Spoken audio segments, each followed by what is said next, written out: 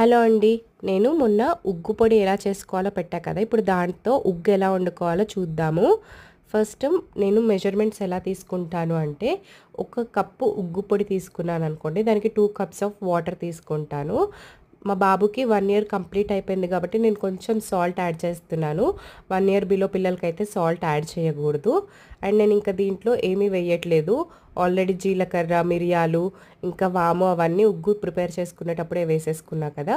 Water కొంచెం కొంచెంగా పోసుకుంటూ గడ్డలు లేకుండా కలుపుకోవాలి. మంచిగా కలుపుకొని ఒక హాఫ్ అన్ అవర్ పాటు నానబెట్టుకుంటే ఇది మంచిగా కుక్ అయ్యిద్ది. పిల్లలకి కూడా మంచిగా డైజెస్ట్ అవ్విద్ది. ఇలా ముందే కలుపుకొని నానబెట్టుకున్నాం అనుకోండి. ఇందులో ఇంకా మనకి కావాల్సిన వెజిటేబుల్స్ కూడా యాడ్ చేసుకోవచ్చు.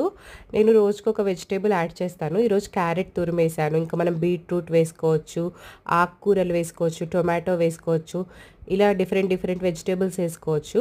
హాఫ్ అన్ అవర్ అయ్యాక నానాక దీన్ని స్టవ్ మీద పెట్టుకొని కుక్ చేసుకోవాలి. తిప్పుకుంటూ ఉండాలి. ఈ కన్సిస్టెన్సీ వచ్చే వరకు కుక్ చేసుకున్నాను నేను.